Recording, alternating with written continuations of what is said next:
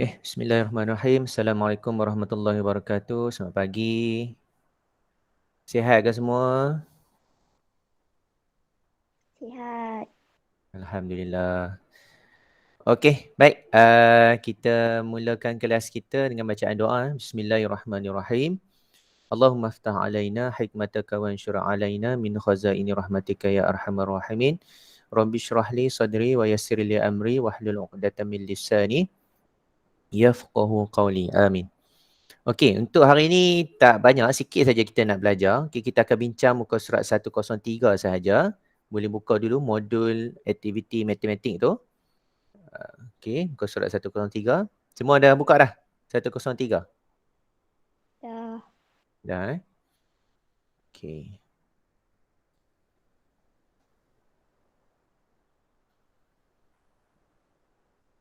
Sekejap.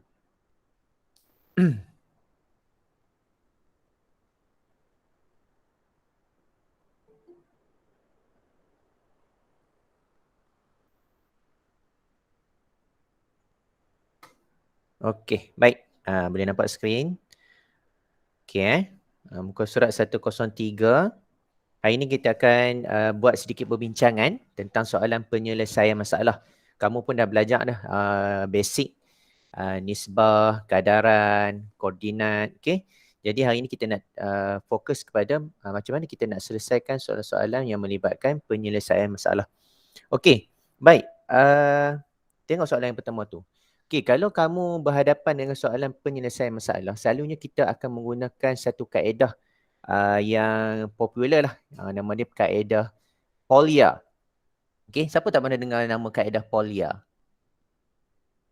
Kalau 5 tulis tu selalu saya sebut. Kalau jumpa soalan penyelesaian masalah, kita mesti gunakan kaedah Polya. Kaedah Polya ni, okey tak pernah? Okey tak apa, saya terang kat sini. Kaedah Polya. Okey, baik. Kaedah Polya ni sebenarnya bukan dia nak tunjuk kat kita macam mana nak kira, tak ada. Dia cuma nak bawa kita ataupun nak bagi panduan kat kita macam mana kita nak dapatkan orang kata apa, tak tersasar daripada cara kita nak mencari jalan penyelesaian pada soalan tersebut. Okey, baik. Yang pertama, kaedah Polya ni, dia selalu tekankan pada kita mesti cari maklumat yang diberi dalam soalan tersebut. Kalau saya bagi tahu kelas 5 tulis dulu, tengok satu ayat demi satu ayat. Baca saja soalan penyelesaian masalah tu, tengok baris pertama, ada dah maklumat yang kita boleh dapat. Kalau ada, kita gariskan. Okey, jadi yang pertama ni, kita kena gariskan maklumat. Okey. Adapun kalau kamu rujuk di internet, kamu cari kaedah Polya, okey, dia akan menekankan tentang betapa pentingnya kita mencari clue. Clue tu maklumat penting lah. Okey. Okey, yang kedua, dia suruh kita tengok kata kunci. Okey. Kata kunci. Kata kunci ni selalunya duduk pada akhir ayat ataupun akhir soalan tersebut. Contohnya macam hitung jumlah, cari beza antara apa dengan apa. Okey? Ataupun apa lagi? Jumlah, hasil tambah, okey? Apakah hasil tolak? Itu adalah kata-kata kunci yang merujuk kepada apa yang kamu kena buat pada akhir pengiraan kamu. Okey? Dan yang ketiga, kita kena pastikan apa operasi yang terlibat dalam soalan tersebut. Kamu baca saja, kamu dah dapat maklumat, kamu dah dapat kata kunci, kamu mesti dah faham dah apa operasi yang kita nak gunakan. Contoh, adakah kita nak gunakan operasi darab saja ke, tambah saja ke, kan? Ataupun operasi yang melibatkan operasi bercampur, okay, operasi bergabung, contoh darab dan tambah, darab dan tolak ataupun darab dan bahagi, okey. Jadi kena baca betul-betul, gariskan maklumat yang diberi dalam soalan tersebut. Okey, dan yang keempat, okey, selalunya kita akan bina ayat matematik. Contoh kamu dah dapat maklumat kan? Contohnya dah dapat maklumat, kamu mungkin dah dapat contohnya 50 perlu dibahagi dengan 2 ke, sama dengan berapa kita tak tahu. Ini dikatakan membina ayat matematik. Okey? Dan yang kelima, selalunya kita akan buat langkah pengiraan. Itulah kaedah Polya. Dia nak bawa kita step by step macam mana kita nak selesaikan soalan jenis penyelesaian masalah. Okey? Baik, tak ada apa yang susah pun. Kamu faham step saja. Okay, tengok soalan yang pertama. Okay, ini soalan ringkas saja. Okay, A. Nyatakan koordinat bagi rumah Lily. Okay, di mana rumah Lily? Kat bawah tu. Siapa boleh bagi tahu saya apa jawapan dia? Boleh type di bahagian chatting, tak ada masalah. Ataupun nak sebut pun boleh. Okay, apa koordinat bagi rumah Lily? Kita kena baca paksi apa dulu? Paksi X dulu. Kemudian baru sebut paksi Y. Okay kan, ni soalan mudah ni. Tak dengar siapa bagi jawapan tu? 5 sifar. Okey, 5 sifar. Hanan. Bukan sifar 5, kita kena baca paksi X dulu. Okey Hanan, tengok kat sini. Rumah Lily duduk, nombor 5 ni duduk di paksi X. Okey, jadi kita kena baca 5 dulu. Buat kurungan. Okey, buat buka kurungan. Okey, tulis paksi X dulu. 5, okey, paksi Y dia duduk di mana? Di titik asalan. Okey, jadi sifar lah. Itu je jawapan dia, koordinat bagi rumah Lily. Okey, mudah saja. Dah settle satu benda. Ini sebab ayat tak panjang. Jadi kita tak perlulah nak mencari apa maklumat yang dibagi kan.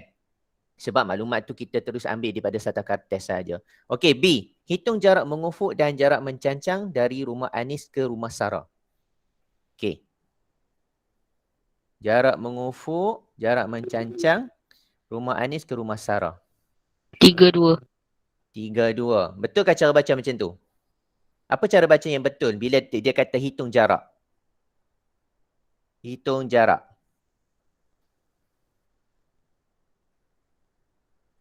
Apa cara baca yang betul? Bila kita, soalan koordinat dia tanya tentang hitung jarak.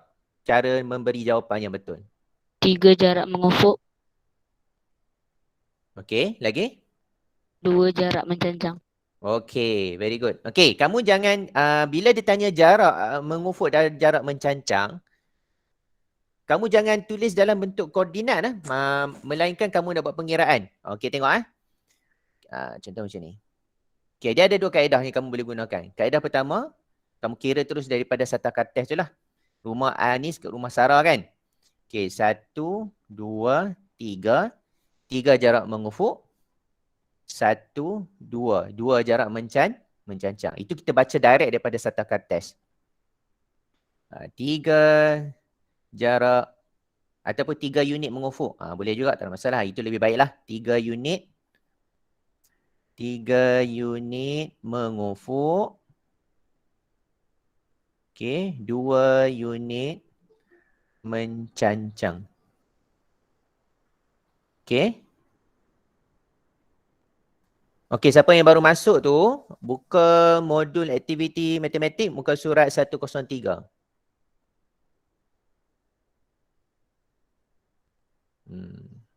Okey. Boleh dalam bahasa Inggeris tu. Okey, 3 unit horizontal, 2 unit vertical. Boleh? Tak ada masalah. Letakkan perkataan unit. Okey? Alright. Baik. Satu lagi kaedah. Kita gunakan hasil tolak koordinat dua-dua kedudukan. Okey, tengok Rumah Anis ni apa bacaan dia? Rumah Anis. 1, 3. Rumah Sarah 4. Muka surat 103 yang baru masuk. Buku modul aktiviti. Kita baru di soalan B. Okey. Alright. Satu kaedah lagi.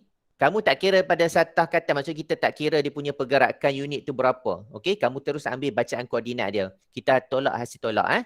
Okey, tengok rumah Sarah 4, 5. Maksud dia X 4, Y tu 5. Rumah Anis X tu 1, 3 tu, Y tu 3. Jadi kita tengok hasil tolak X dengan X, Y dengan Y. Jadi 4 tolak 1, X dengan X. Kamu akan dapat 3 unit juga, tak ada masalah. Jadi 5 tolak 3, terus dapat jarak mengufuk iaitu 2 unit. Pun boleh guna kaedah ni, okey? Tengok saya tulis. Okey. Sarah 4, 5. Anis 1, 3. Jadi kamu tolak saja pun boleh. Okey, kamu tolak. Okey, kamu akan dapat 3 3 mengufuk, 2 mencancang. Ya? Mengufuk dalam bahasa Inggeris horizontal kan? Mana? Mengufuk. Horizontal tu, ya, dia mengufuk horizontal. Okey? Dia horizontal ni kalau kamu bermain gambar lah kan. Contoh dia macam ni. Dia garis. Garis melintang. Okey, vertikal dia garis menegak. Okey, boleh jelas ni tu? Alright. Jelas Okey, nombor yang B tu ada soalan tak? Nak tanya cikgu. Tak ada. Tak ada, mudah kan? Okey, tengok yang C pula. Jika setiap unit mewakili 0.5 km. Ini satu unit Ini. Daripada titik asalan pergi ke nombor 1 ni, itu satu unit. Nombor 1 pergi ke 2 ni ke 2 unit dah. Dikira satu kotak tu satu unit. Okey, berapakah jarak dalam kilometer? Tengok dia nak jarak dalam kilometer rumah Lily ke rumah Anis. Ini dia nak jarak dalam kilometer, bukan bacaan dalam koordinat. Tapi kita nak dapatkan maklumat tu, kita mesti nak kena tengok koordinat dia kan? Okey. Baik, tengok rumah Lily ke rumah Anis.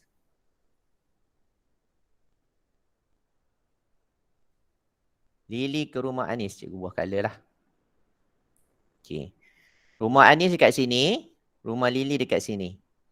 Okey. Jadi kita baca dulu pergerakan mengufuk berapa?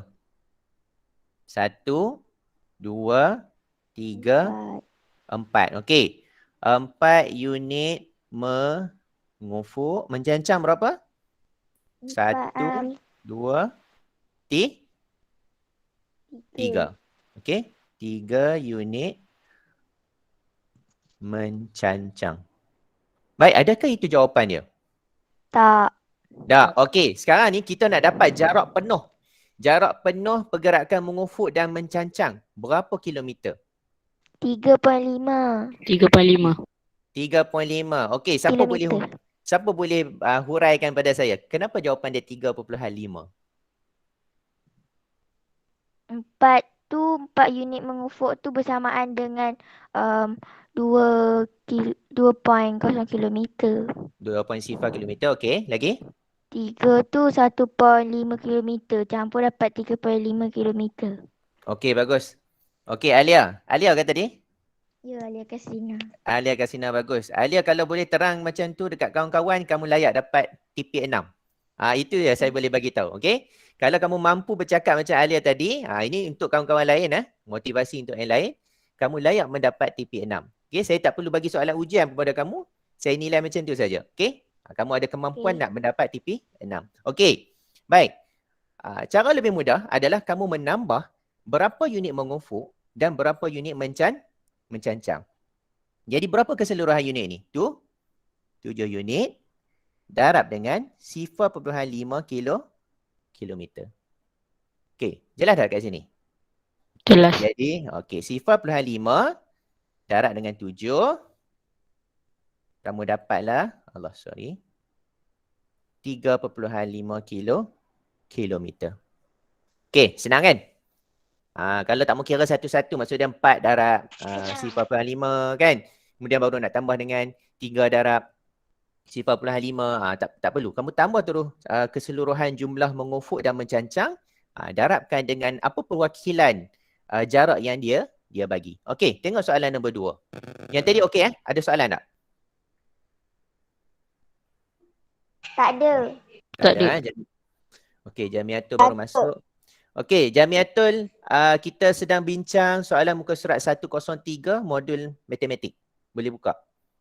Okey, baru selesai soalan nombor 1 saja. Yang ni. Kamu boleh cuba buat sendiri nanti. Ataupun tak jelas, boleh tengok rakaman video ni nanti. Okey, soalan kedua. Ini baru nampak jelas soalan jenis penyelesaian masalah. Panjang ayat dia kan. Selalu kalau bila peperiksaan matematik, soalan macam ni yang kamu jadi masalah. Sebab apa? Malah baca. Itu je, malah baca. Okey, jadi kita cuba rajin-rajinkan baca.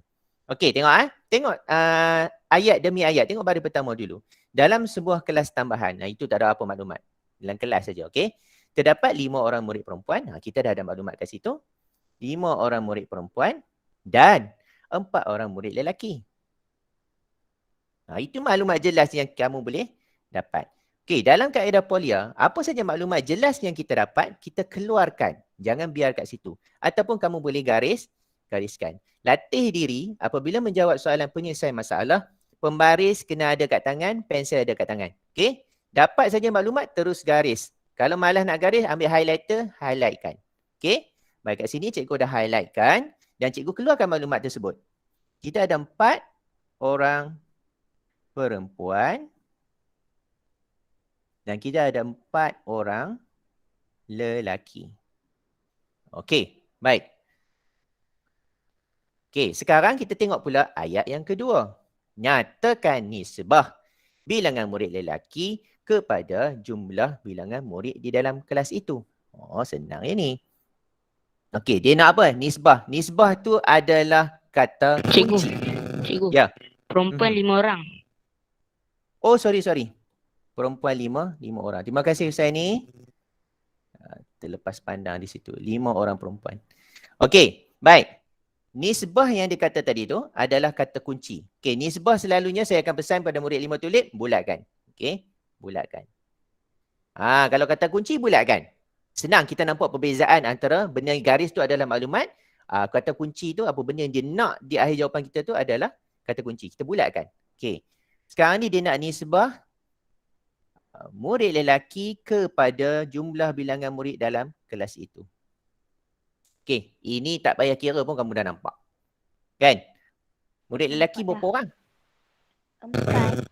4 orang. Okey, kamu boleh buat macam ni. Lelaki, nisbah lelaki kepada keseluruhan. Okey, boleh buat macam tu. Tak ada masalah. 4, Lelaki ada 9. 4. Semua sekali ada 9 orang.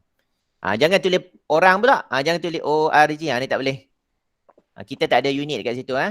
Tulis 4, nisbah 4 kepada 9. Buku tu model, buku latihan. Anan, buku modul latihan tu. Bukan buku teks. 103.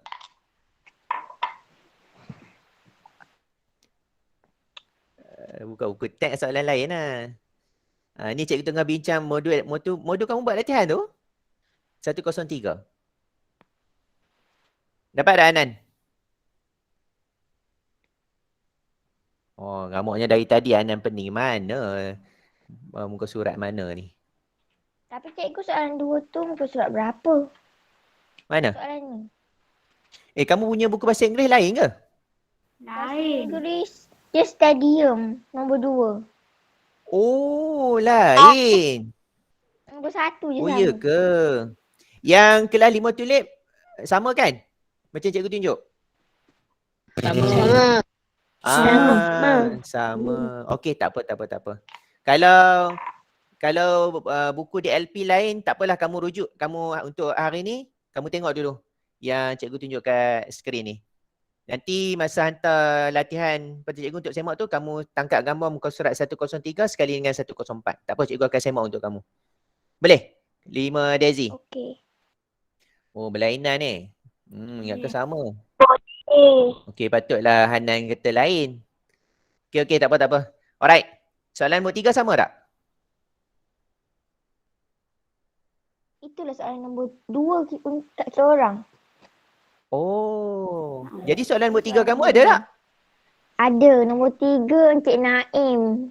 Oh, Encik Naim tu saya tak ada. Stesen minyak. Encik Naim tu saya tak ada. Tak apa. Encik Naim tu nanti kamu buat je lah. Tak apa, nanti saya akan semak untuk kamu. Kita tengok soalan nombor 3. Dah tak ada soalan nombor 2, tak apalah. Okey, nombor 3. Dia kata rajah di bawah menunjukkan sebatan jalan menghubungkan stadium P, Q dan R. Okey. Ini bolehlah kamu tandakan maklumat. Okey, sebatan jalan, dia lurus lah kan. Hubungkan stadium P, Q dan R. Ada 3 stadium dekat situ. Okey. P ke Q 11, P ke R 30 km. Tengok anak panah tu betul-betul, jangan keliru. Okey, tengok yang A. Nyatakan nisbah jarak QR. QR kat sini, ni saya nak beritahu ni. Ada orang dia tak pandai baca lagi. Apa yang dimaksud dengan QR? Apa yang dimaksud dengan PQ? Q ke R.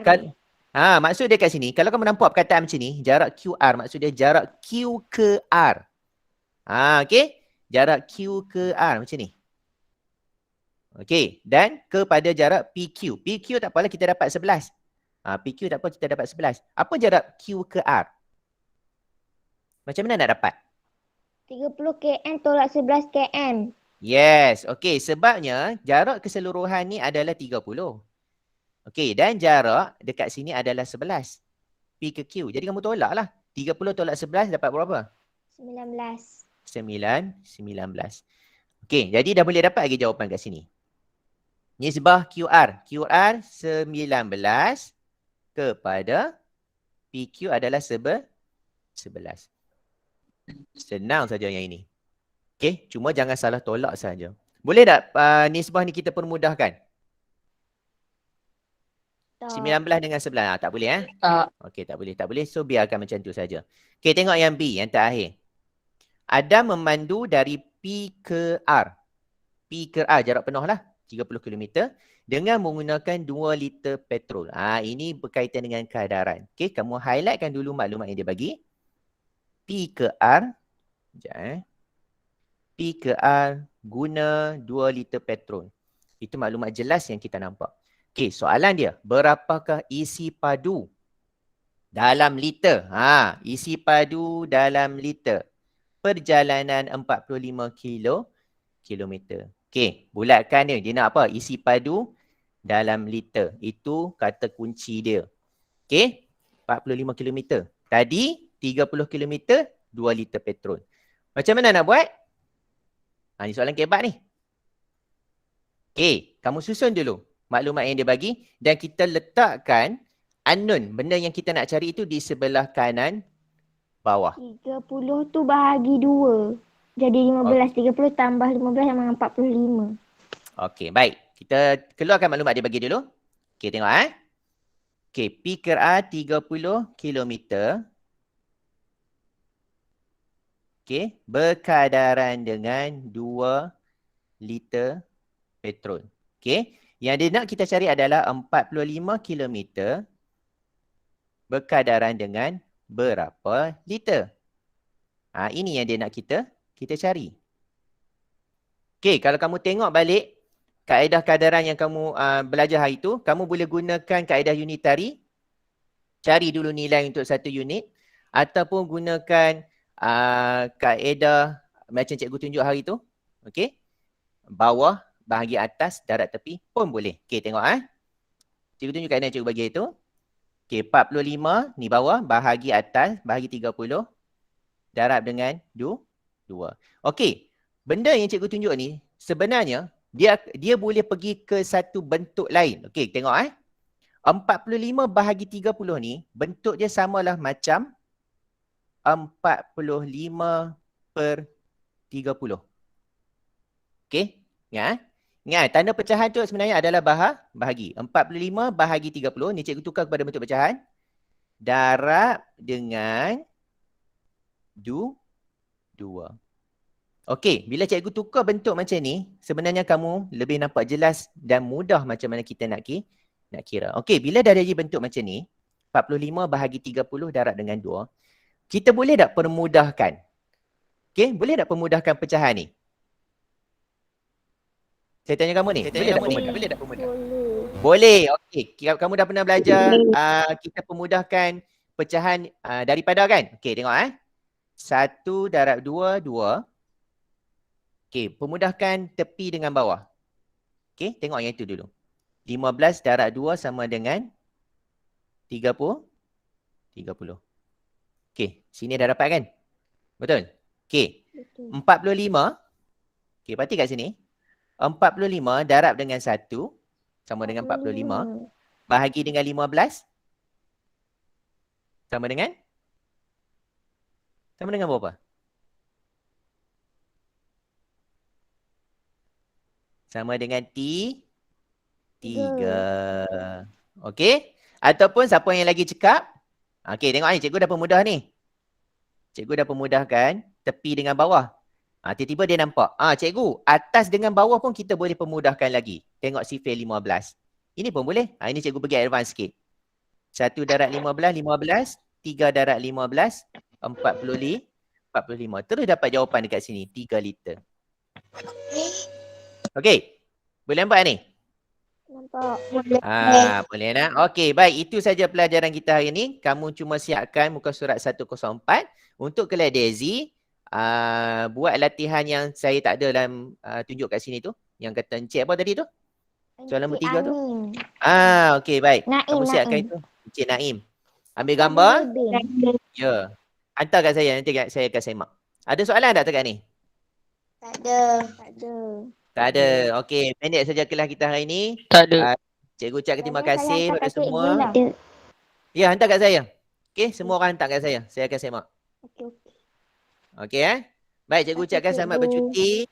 Jaga diri baik-baik. Okey, jangan meraya-raya duduk kat rumah. Okey. Ada apa-apa soalan nanti tanya cikgu balik Okey, Assalamualaikum. Bye-bye. Assalamualaikum. Cikgu bagi link sekali lagi. Siapa yang tak isi lagi? Sekejap Link kehadiran. Siapa yang dah isi boleh bersurai. Terima kasih cikgu. Sama. Okey, link cikgu dah masukkan tu kat bawah. Dekat bahagian chatting. Boleh isi kehadiran dulu.